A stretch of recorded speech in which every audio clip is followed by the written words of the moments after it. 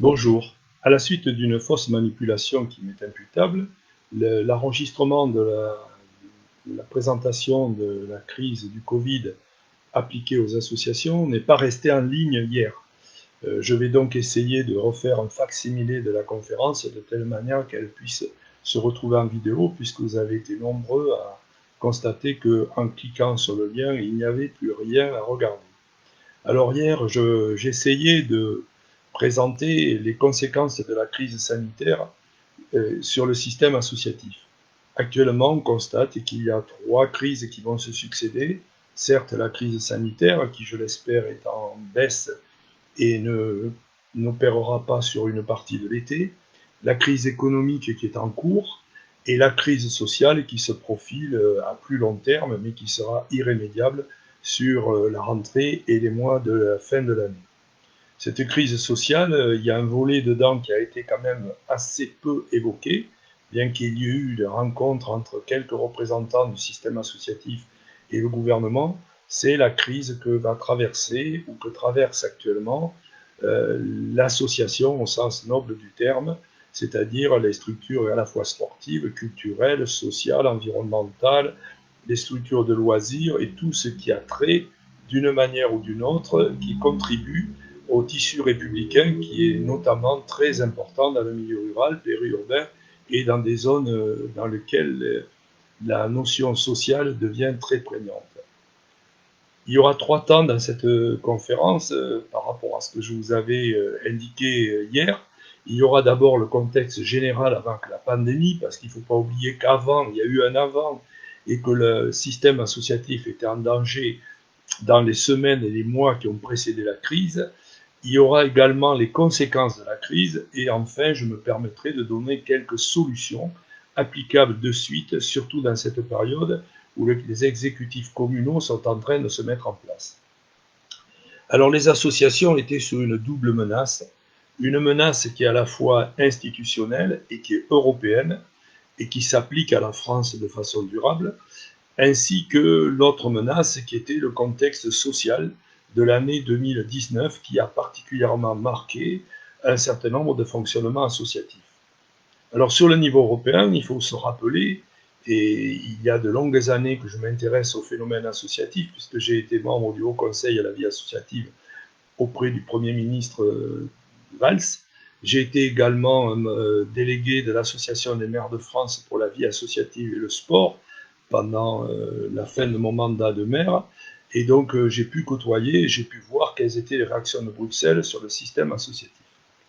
Pour Bruxelles, il faut savoir que l'association loi 1901 est une hérésie et ne correspond pas à la philosophie anglo-saxonne de l'Europe sur la nature du fonctionnement social qui doit représenter dans le domaine culturel notamment le principe de la fondation, c'est-à-dire le lien entre l'économie et la structure avec peu de participation publique et surtout une participation désintéressée du milieu privé à la culture. Ça peut être sur le sport, mais c'est relativement rare, ou ça peut être sur le volet social aussi, où il y a des fondations sociales. En France, ce système existe. Il est porté par des grandes entreprises qui cherchent à valoriser leur image. On l'a vu dans la crise de Notre-Dame de Paris, on l'a vu également dans un certain nombre d'actions sociales ou de solidarité, dans lesquelles des fondations, SNCF, France Télécom à l'époque, Orange maintenant, Cronenbourg, la RATP, tout le monde avait sa fondation qui lui permettait à la fois de se valoriser en termes d'image, mais aussi de faire des déductions sur les bénéfices des sociétés. L'Europe reconnaît que ce système et accepte à la limite, et pour combien de temps, l'institution des associations loi 1901 dans le paysage français, en espérant qu'à terme, il y aura une classification très simple qui permettra de faire disparaître ou de enlever un certain nombre d'anomalies liées au traité européen sur la concurrence libre et non faussée, parce que tous les problèmes viennent de cette phrase dans le traité européen.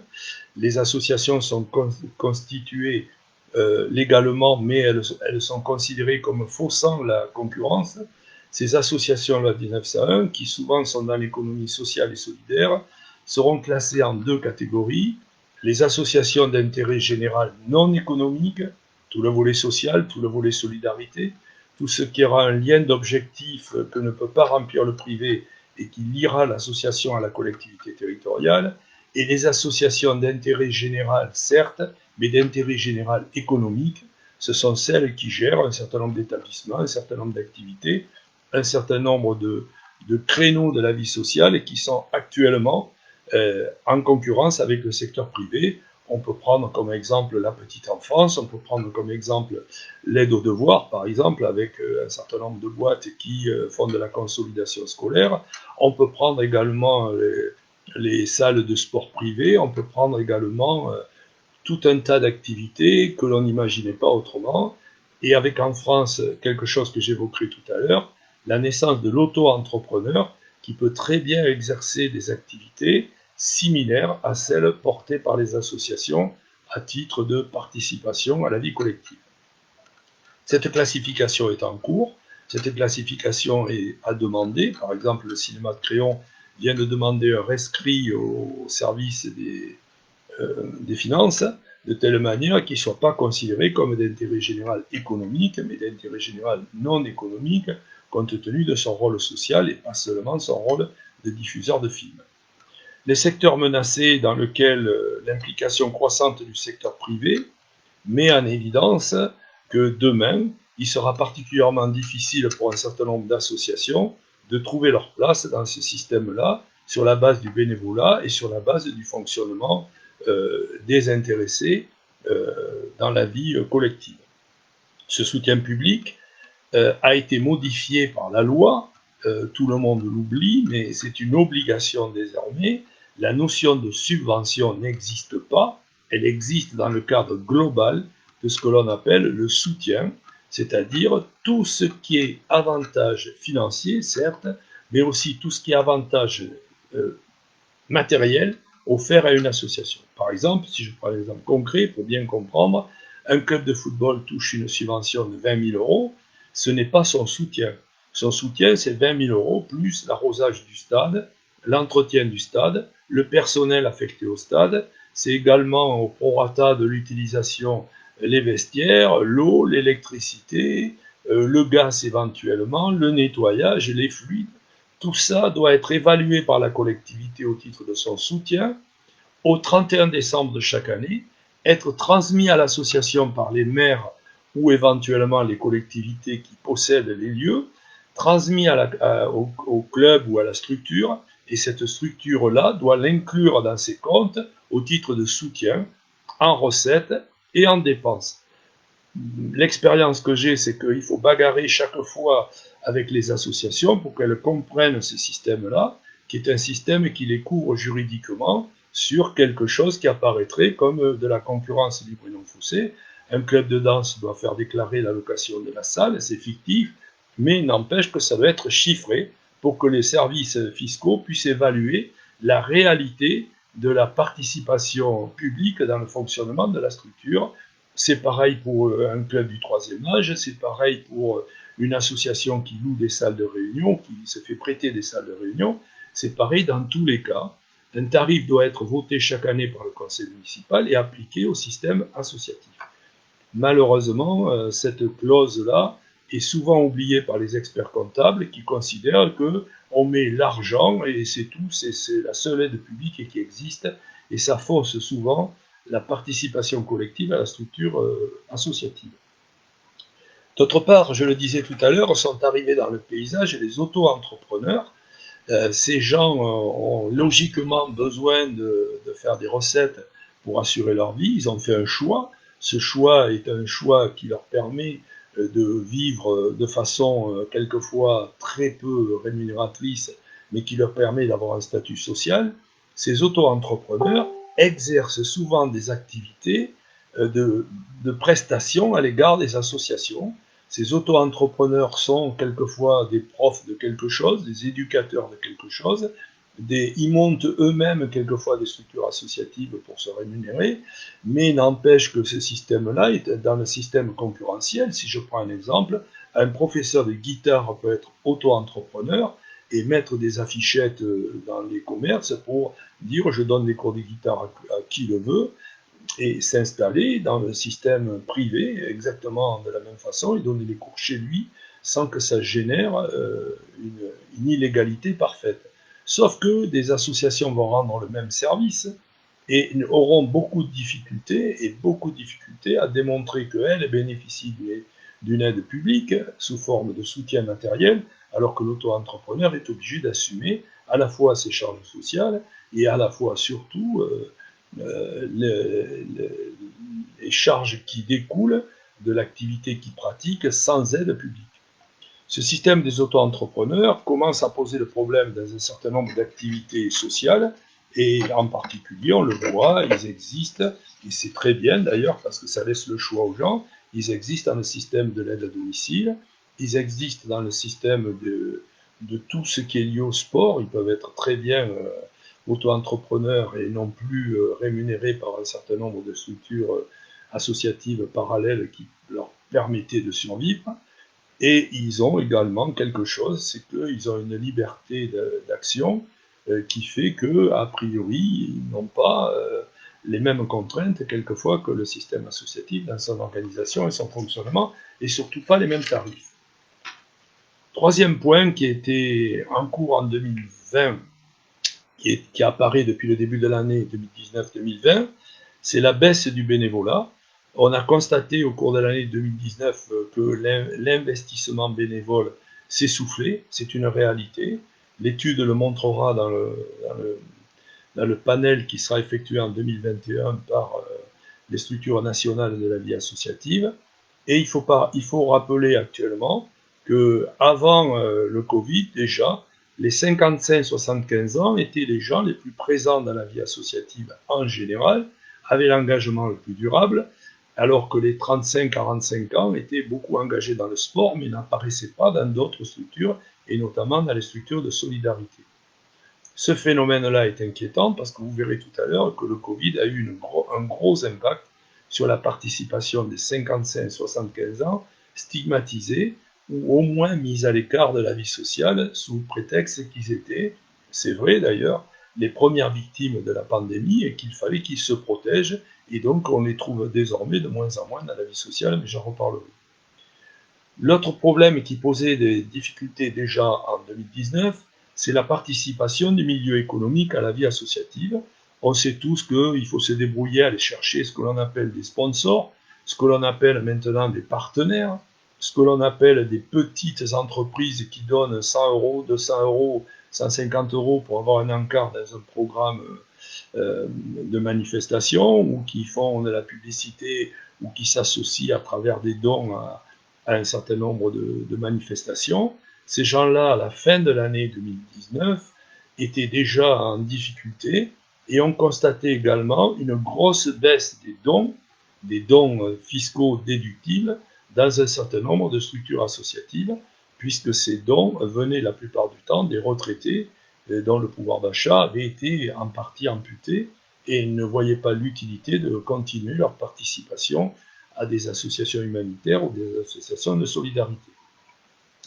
Enfin, le constat de l'année 2020, fait par le conseil départemental et fait par les structures qui observent le mouvement associatif, c'était une baisse de la fréquentation globale des manifestations payantes. Les festivals n'ont pas forcément trouvé un public considérable, sauf les grandes pointures qui arrivent à se maintenir. Deuxièmement, les entrées dans les stades, des petits stades, ne représentent plus rien dans les recettes de la vie des clubs. Et troisièmement, les rares recettes que peuvent obtenir par des brocantes, par l'organisation d'un certain nombre de manifestations publiques, les associations dès la fin 2019 ont disparu depuis 6 mois et ne sont pas prêtes de réapparaître. Notamment, il est quand même assez difficile de comprendre qu'un marché puisse avoir lieu et qu'une brocante associative ne puisse pas être organisée dans le contexte actuel. Ces recettes sont aussi amputées par quelque chose qui devient très prégnant, c'est les normes appliquées au système associatif dans divers domaines. La sécurité, qui coûte très cher maintenant, on ne peut pas se permettre de faire une manifestation sans sécurité et sans présence de vigiles ou de personnes qualifiées. On ne peut pas se permettre d'enfreindre les normes sanitaires ou les normes qui sont des normes quelquefois assez complexes d'organisation de manifestations en termes de place du public, en termes de normes anti-incendie, en termes de normes de présence d'un certain nombre de personnes, en particulier la difficulté pour le monde sportif de trouver des médecins et des associations qualifiées pour assurer la sécurité. On le dit dans le cyclisme, c'est particulièrement vrai, mais c'est dans d'autres secteurs où c'est le cas.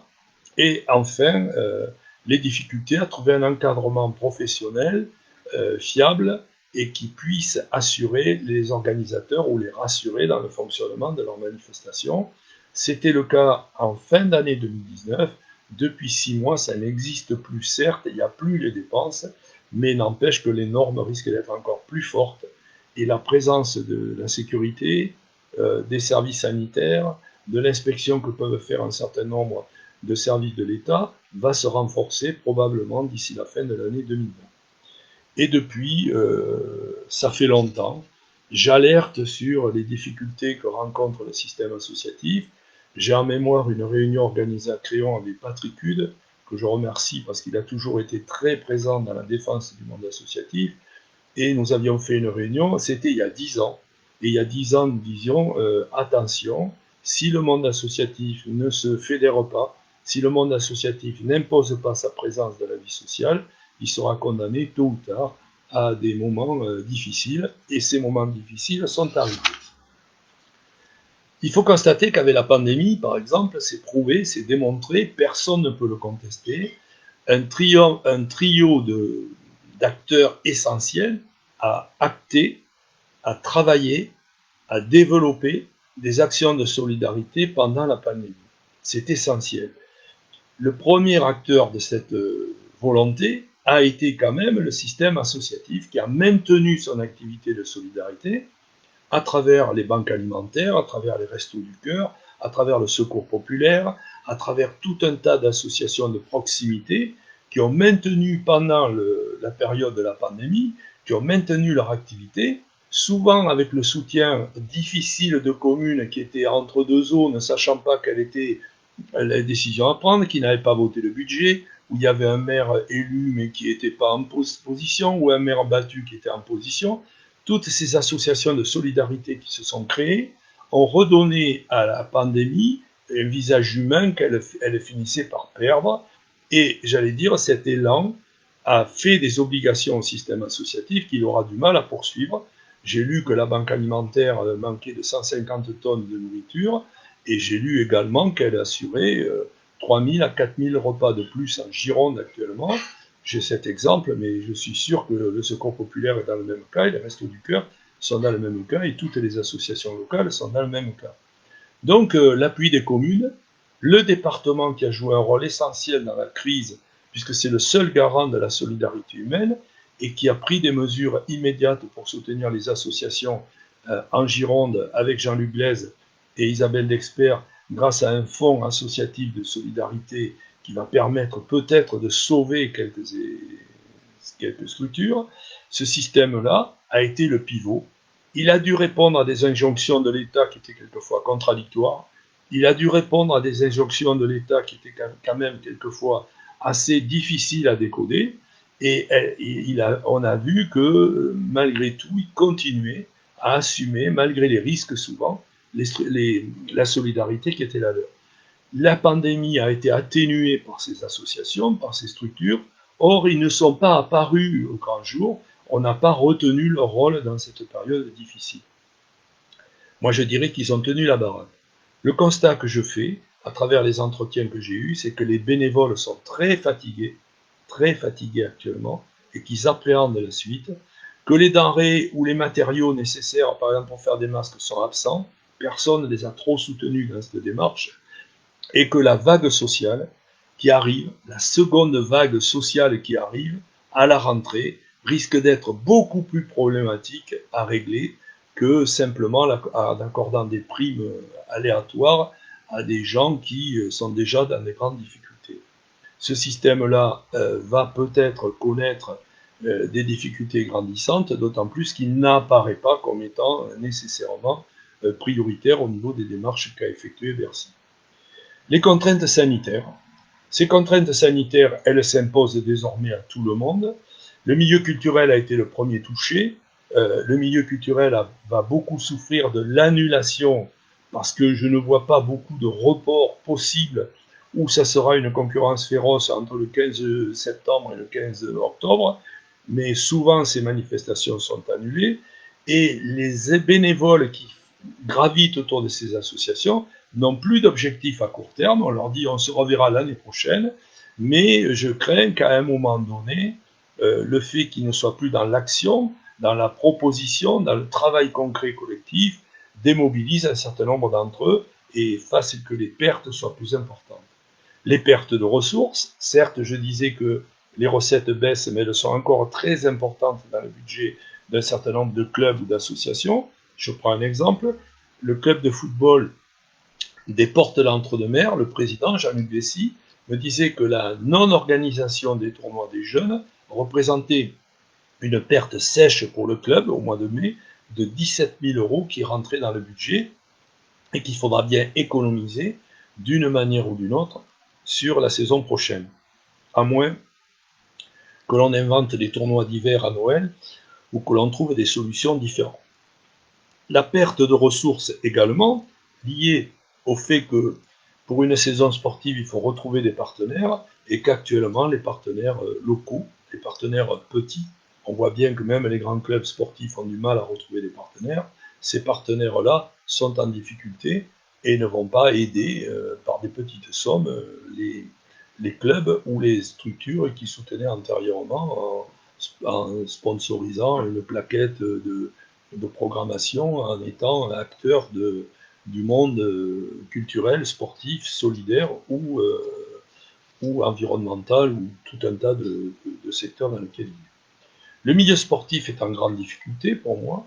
Il est en grande difficulté parce que les licenciés ont disparu, sont partis dans la nature. Je pense que c'est un sujet qui doit préoccuper le GDOS et Patrick Hude, parce que les licenciés n'ont plus d'activité. Alors certains clubs ont trouvé des... j'ai vu une initiative sur un club de gym qui disait on se retrouve en plein air, par groupe de 9, etc. Mais il n'y aura pas de fonctionnement particulièrement salvateur dans les mois qui viennent. Et que feront les licenciés à la rentrée? Comment vont-ils faire?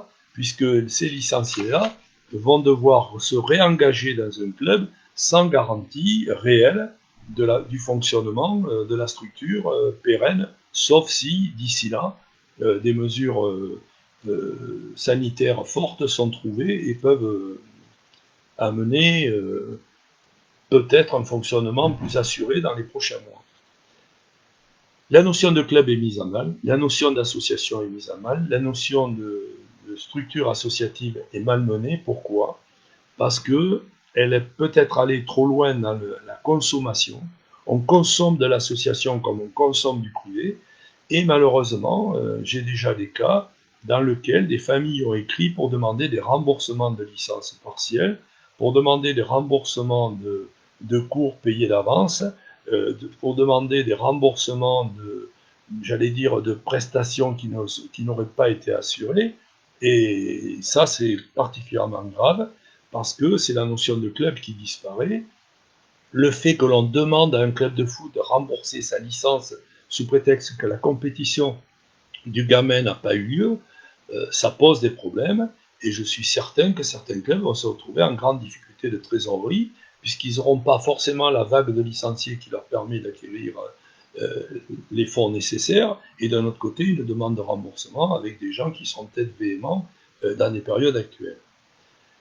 Autre fait que je peux signaler, c'est qu'il n'y aura pas de forum des associations cette année. La plupart des mairies vont hésiter, parce que c'était des lieux très fréquentés, dans lesquels les barrières sanitaires seront difficiles à mettre en œuvre, dans lesquels les clubs souvent recrutaient, certes, des licenciés, les associations recruteraient des adhérents, mais également, quelquefois, arrivaient à trouver quelques bénévoles supplémentaires. ça sera difficile. Leur vision sociale est mise à mal également. En général, c'est en mai et juin que se déroule un certain nombre d'assemblées générales, puisque la loi dit qu'une association doit tenir son assemblée générale annuelle statutaire dans les 6 mois qui suivent l'arrêt des comptes. Alors souvent, ça s'arrête au 31 décembre, donc on va atteindre le 1er juillet. Les associations n'auront pas fait leur assemblée générale, sauf à les faire de façon virtuelle, sauf à les faire par visioconférence, ce qui, à mon avis, pour certaines associations, sera particulièrement difficile, d'autant plus qu'ils mobilisent quelquefois, heureusement quelquefois, j'allais dire quelques dizaines de participants. Ce système associatif va repartir sans que sa programmation soit certaine, sans que ses finances soient assurées et sans que sa structure administrative soit réellement mise en place. Moi, je crains beaucoup qu'à la rentrée, il y ait des défections et que l'on se retrouve avec des gens très en difficulté pour relancer leur activité. Les subventions, les fameuses subventions que tout le monde attend, il y a des communes dans lesquelles elles n'ont pas été votées au mois de juin. Elles seront votées probablement qu'en juillet ou en août avec des nouvelles équipes, puisqu'il y a beaucoup de budgets qui n'ont pas été votés préalablement aux élections municipales. On va repartir. Certes, il y a des communes qui ont assuré, nous créons, et c'est bien, les subventions ont été reconduites. Certes, le conseil départemental, tout ce qui a été accordé n'est pas remis en cause et ne sera pas demandé à être remboursé dans des délais convenables. Tout ça pour dire que dans certains cas, les difficultés de subvention vont se poser avec des structures collectives qui ne sont pas en place et ne sont pas en mesure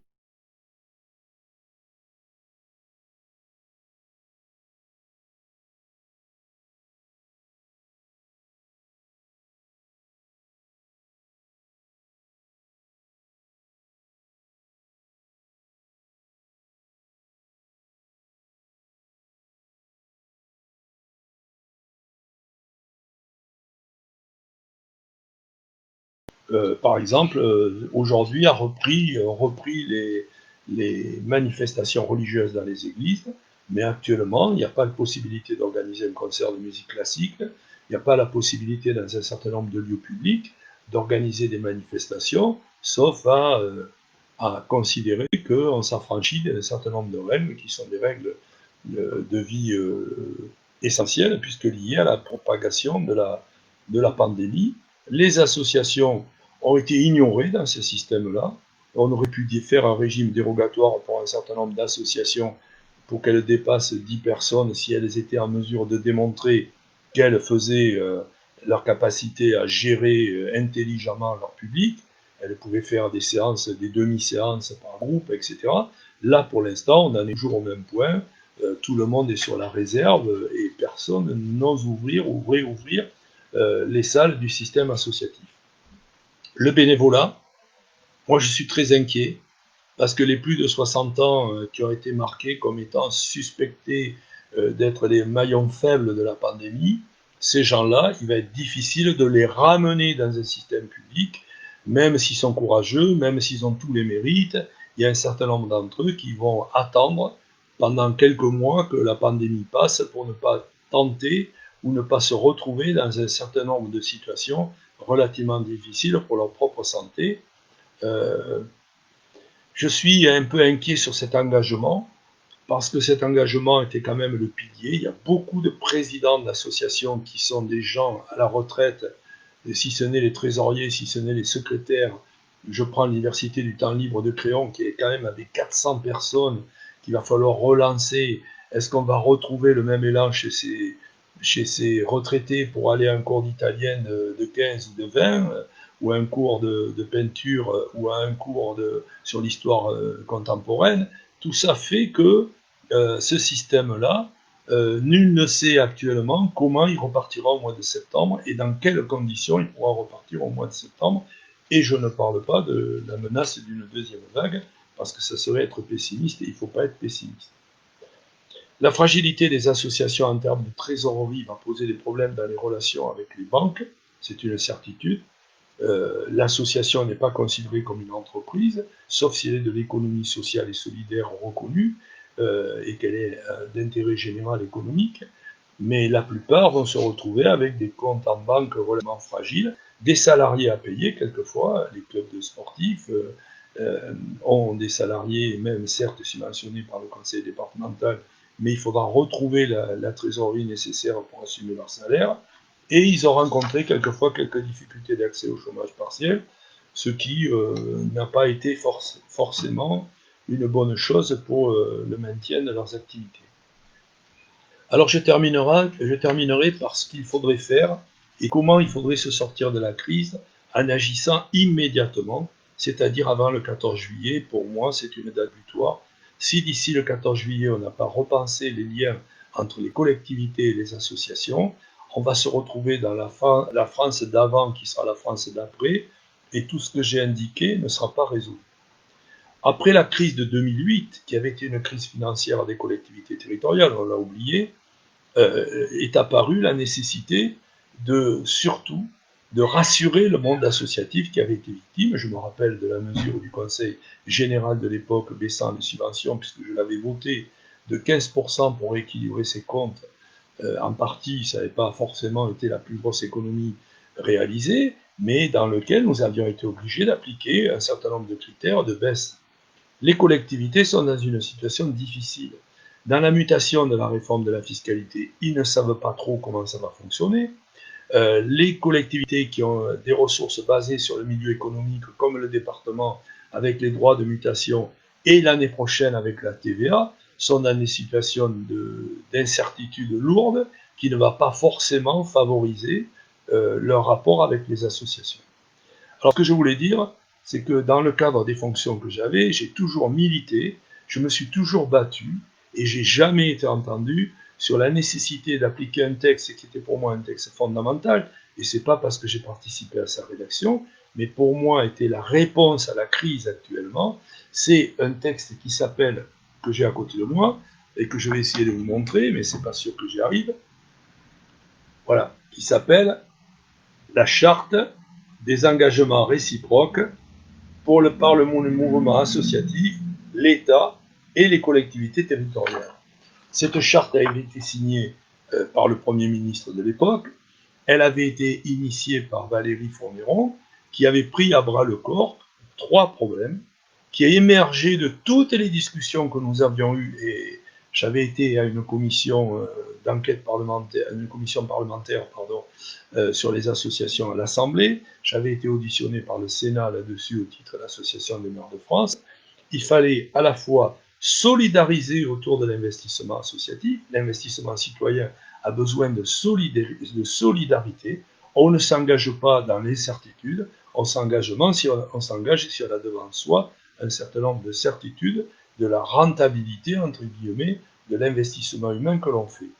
Sécuriser les ressources et sécuriser les rapports entre les collectivités, l'État et les associations, c'était capital parce qu'il y avait une inquiétude des associations sur le caractère fluctuant des engagements à leur égard depuis des années. Ensuite, consolider les rapports entre les composantes républicaines de ce qui constitue le réseau essentiel de la vie locale. Cette charte n'a jamais été, les gouvernements se sont succédés, elle n'a jamais été portée par les gouvernements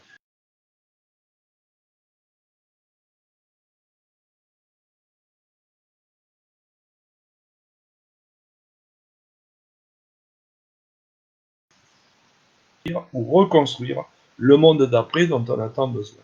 Cette charte, j'invite tout le monde à la reprendre, à se l'approprier et à exiger qu'elle soit signée immédiatement par les endroits où elle n'a pas été signée. Elle peut avoir une déclinaison locale, je l'avais fait à Créon avant la fin de mon mandat, de telle manière que tous les obstacles que je vous ai indiqués tout à l'heure soient levés par cette charte qui rétablit la confiance et qui rétablit la sérénité dans un monde qui va être très inquiet sur son avenir. C'est un document essentiel et il faut relancer la notion de convention pour 3 ans sur le soutien qu'apportent les collectivités et l'État au milieu associatif. Relancer la reconnaissance du bénévolat. Relancer la reconnaissance du bénévolat. Je sais que le gouvernement Jospin, lors des 100 ans de la loi de 1901, avait fait de gros efforts. avait changé un certain nombre de choses, avait valorisé le bénévolat, mais ce n'est jamais rentré réellement dans les mœurs. Pourquoi? Parce qu'il y a 3 points essentiels.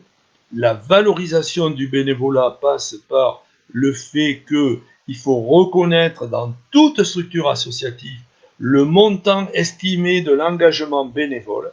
Ce n'est pas pervertir l'association, c'est simplement démontrer qu'économiquement, le milieu bénévole est la principale ressource de la République actuellement, puisque chaque fois qu'un bénévole agit, il n'agit pas dans son intérêt personnel, il agit dans l'intérêt général. Et valoriser le bénévolat, l'obligation de valoriser le bénévolat est essentielle pour que le bénévole soit reconnu à sa juste valeur. La déduction fiscale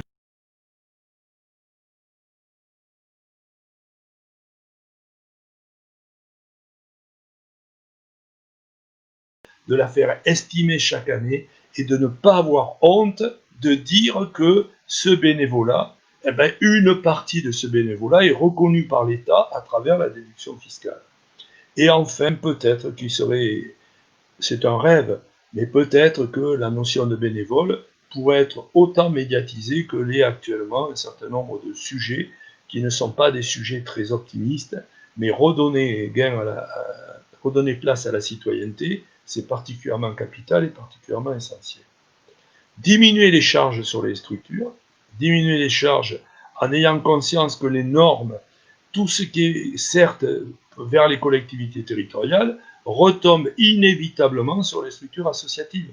C'est-à-dire lorsqu'un maire a un arrêté de sécurité, le maire le prend, mais la structure associative, derrière, elle va aussi avoir assumé le coût de ces obligations et elle ne sera pas forcément responsable de la situation dans laquelle elle se trouve. Il faut diminuer les charges, peut-être qu'il faut atténuer les charges sociales sur l'emploi associatif, peut-être qu'il faut considérer que le milieu économique est certes un milieu concurrentiel, mais que le milieu associatif ne peut pas être dans un système concurrentiel dans la mesure où il ne dégage pas de bénéfices propres, mais qui dégage des réserves qui lui permettent d'assurer son avenir.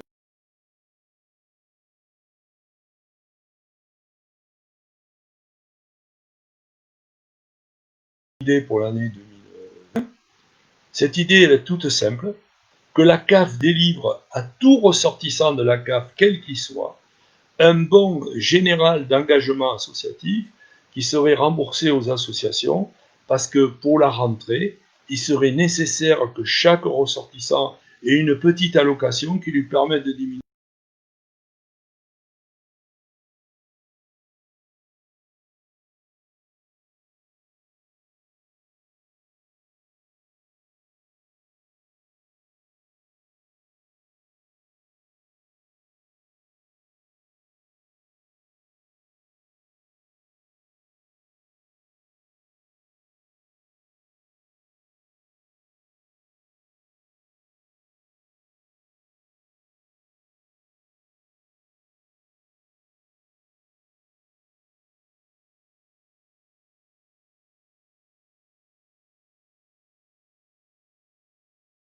Des commissions, des structures dans lesquelles le représentant associatif a un rôle au moins aussi important que le représentant élu, c'est-à-dire qu'il ait la possibilité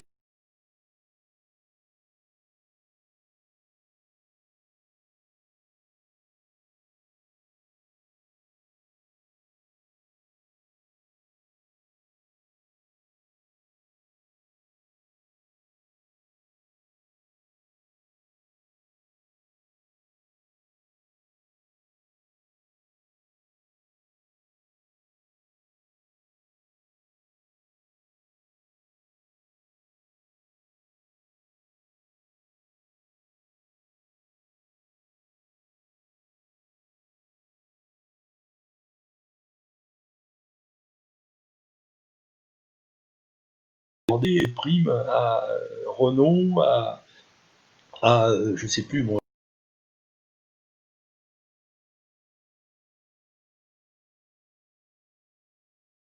l'a vu avec les élections municipales, et on va peut-être le revoir avec d'autres élections. La citoyenneté dans ce pays est en danger, et si le système associatif s'effondre, c'est toute une part de la démocratie locale, toute une part de la démocratie de base qui va s'effondrer avec elle, et là, à ce moment-là, les dégâts ne seront pas seulement économiques, ils seront des dégâts dont on paiera les conséquences à terme dans un monde dans lequel la concurrence va devenir impitoyable et le système français, on l'a bien vu avec le système des hôpitaux, etc., a été un peu étouffé depuis des années et il ne renaîtra, il ne reviendra que par la capacité qu'auront les gens à s'emparer de leur quotidien et à la faire vivre. Rendez-vous peut-être la semaine prochaine, si vous le souhaitez, et j'espère cette fois-ci que je ne serai pas maladroit et que je n'effacerai pas la vidéo qui vous permettra de revoir ça et de vous connecter et de travailler dessus en me faisant part de vos remarques.